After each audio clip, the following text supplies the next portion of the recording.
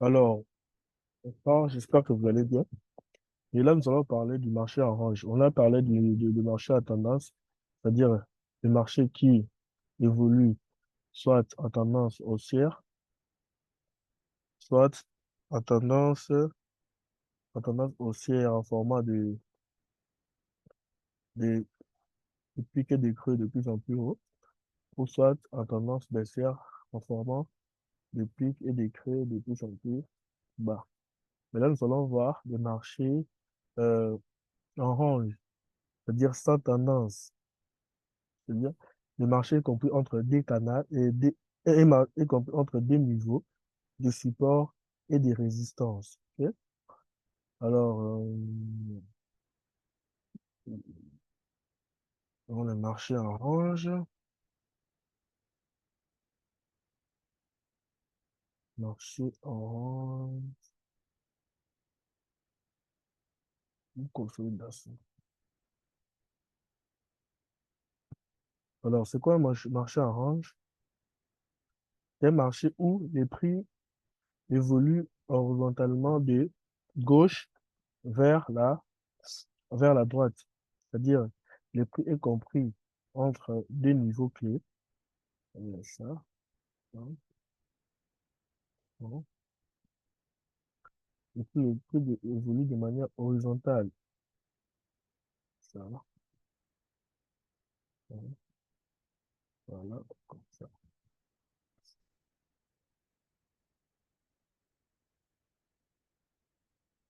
Oui, alors le prix évolue comme ça.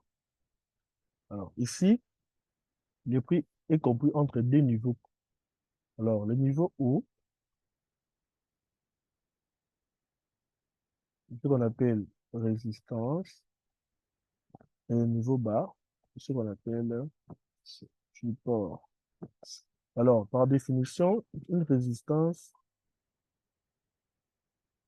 c'est juste un niveau où les prix n'arrivent pas à casser vers, et les prix n'arrivent pas à casser vers le haut. Les prix n'arrivent pas à casser vers le haut.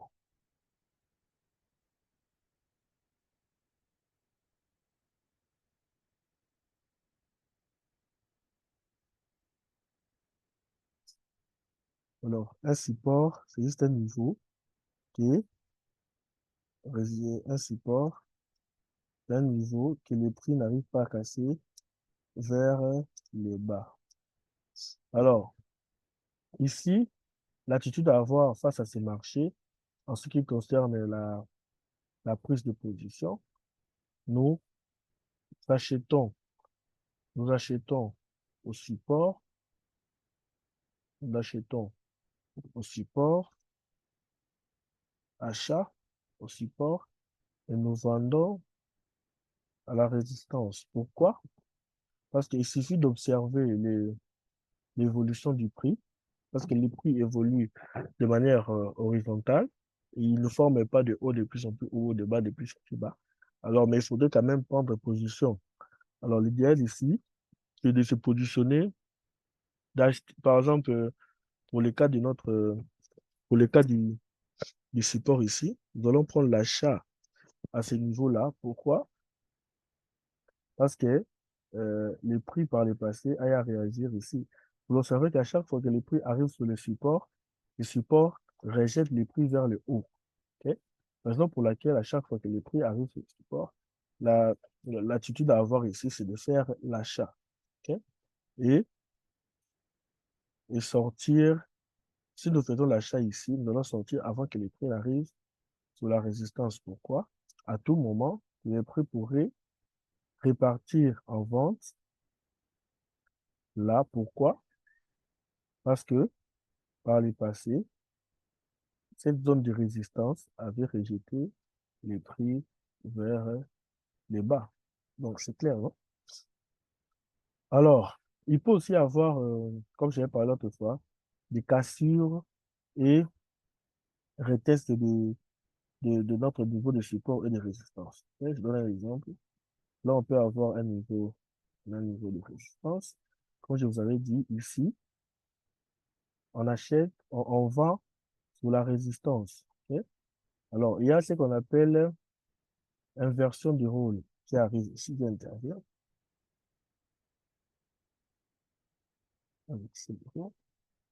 C'est quoi l'inversion du rôle?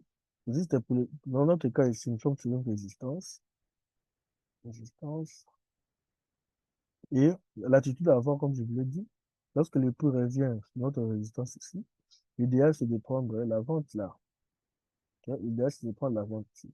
Il peut arriver que le prix casse cette résistance. Ok? Alors j'avais dit, même par rapport à notre ligne de tendance, après que le prix ait cassé notre résistance, euh, il faudrait attendre que le prix revienne sur cette zone cassée, que le prix revienne sur cette zone cassée, revienne retester notre zone ici, pour pouvoir prendre, revienne retester cette zone ici, de résistance, pour pouvoir prendre la direction opposée. Parce qu'ici, on devait prendre la vente, après la cassure et retest, nous allons prendre ici, maintenant nous allons prendre l'achat. C'est clair, non? Ici, nous allons prendre l'achat. Ouais. Alors, dans ce cas ici, ce niveau ici, auparavant, sur cet intervalle ici, de là, de là,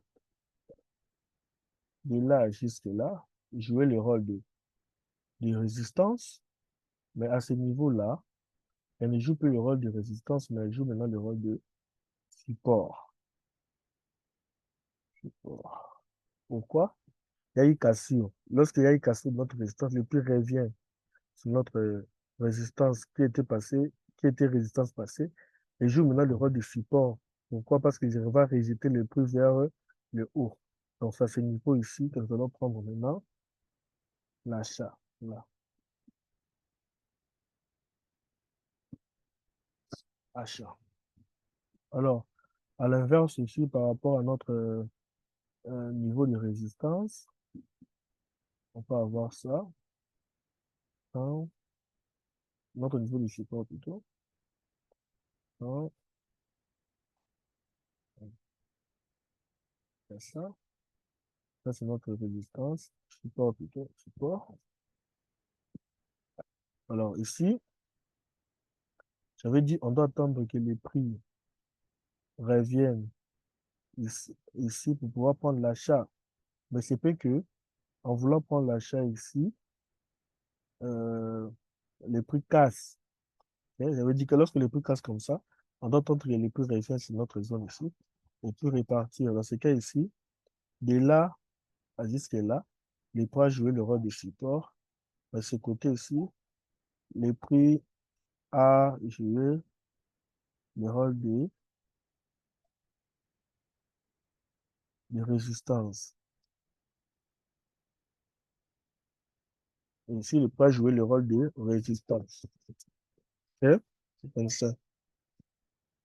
Alors, si on peut donner l'exemple par rapport au graphique, on peut voir là, je pense que tout est clair par rapport à l'inversion, par rapport à l'inversion de rôle.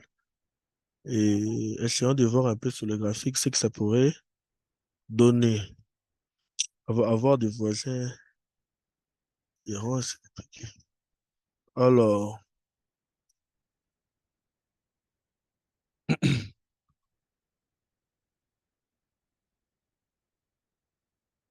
là, nous sommes. Oui, avant de donner d'abord l'exemple, c'est qu'il faut comprendre que,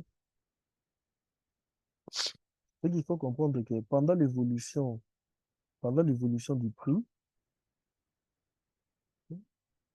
là, nous sommes là, pendant l'évolution du prix, le prix peut nous faire un scénario comme ça. C'est-à-dire, on avait une structure qui était clairement haussière comme ça. Dès que vous remarquez que le prix n'arrive pas à créer des plus hauts et des plus bas, hein, alors vous devez, euh, alors là, ça, là, ça, là, ça. Alors, pendant que vous êtes dans les graphiques, vous remarquez que pendant l'évolution du prix, les prix nous créaient des plus des hauts. de plus en plus haut. Mais ici, les prix, les hauts, les creux sont pratiquement au même niveau. Alors, lorsque vous observez cela signifie que là, il y a un niveau de support quelque part ici, caché. OK? Et lorsque vous remarquez aussi que les sommets ou les pics sont pratiquement sur un même niveau, alors ici, on peut conclure que là, il y avait une résistance. OK? Alors, j'espère que j'ai été clair ici. Alors, on peut maintenant aller au graphique. Alors là, ici par exemple, on observe bien que ici les prix arrivés, les prix nous avons créé de haut de plus en plus haut. OK? Mais arrivé ici, c'est vrai, il y a eu un moment où les prix évoluaient horizontalement. OK? Si on observe, c'est bas ici, c'est bas ici. Attendez, on observe, c'est bas ici, c'est bas là, c'est creux ici,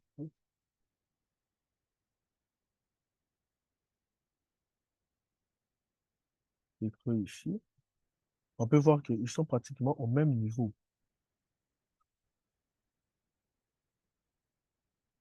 On peut voir qu'ils sont pratiquement au même niveau. Alors,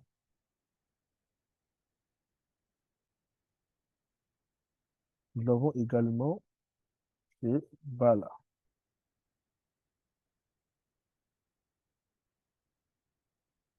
Alors, ça nous indique qu'il y a une résistance ici, un support plutôt là, devant le niveau de support. Et là, quand vous observez aussi là, vous voyez que là aussi, nous avons un petit niveau de résistance ici. Ok? Un petit niveau de résistance ici, là. En fait, les résistances ne sont pas des lignes droites. Hein? Ok? Alors, ce qu'il faudrait comprendre, que à chaque fois qu'il y a euh,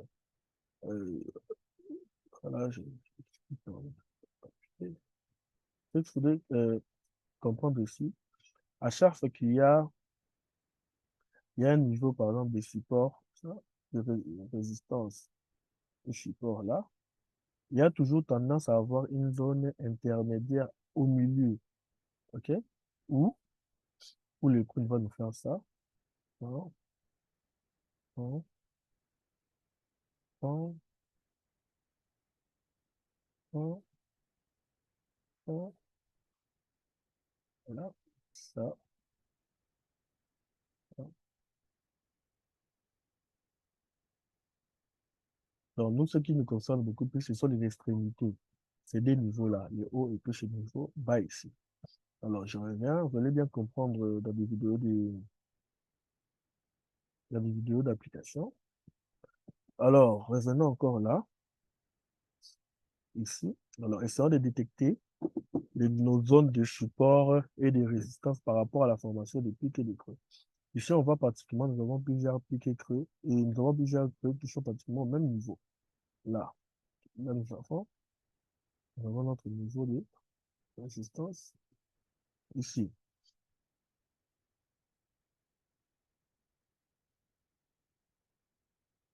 Nous avons notre niveau de résistance ici. Et à part là, nous avons encore un petit niveau de l'essence 30 voilà. Nous avons ce niveau ici. Je peux passer plus tard.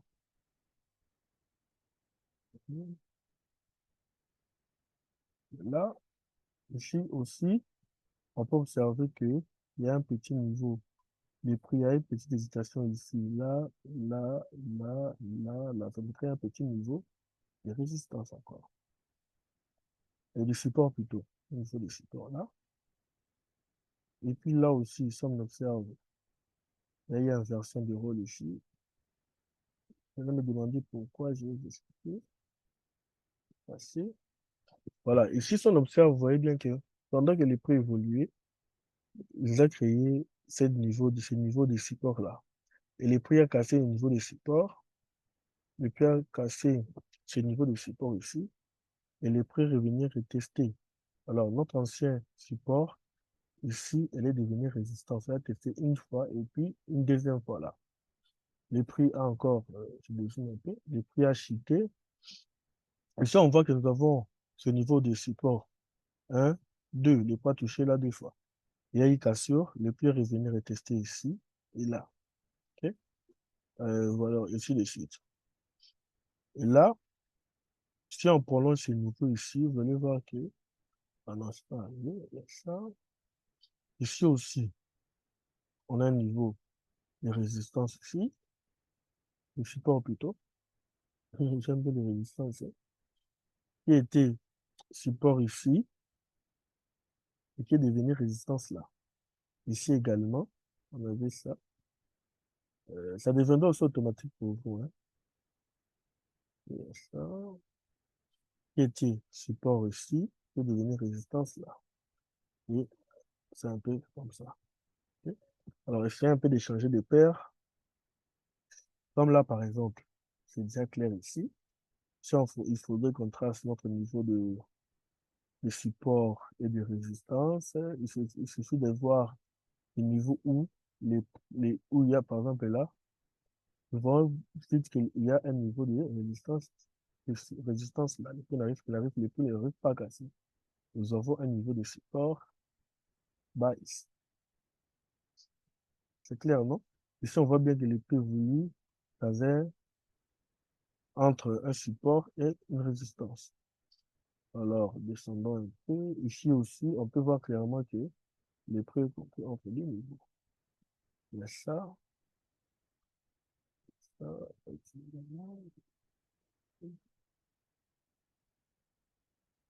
ça, ça. Voilà, il y a même l'exemple qui est donné ici. Ici, c'était un support, et voilà, il y a eu cassure, retest, les prix répartis sans s'opposer. Donc, si on avait pris l'achat ici, actuellement, ce niveau ici correspond à un prix aussi, je vais vous expliquer. Si on avait pris l'achat, vous voyez, au prix 17,91,16, actuellement, on serait en gain jusqu'ici. Ok, le prix actuellement est ici. On serait en gain de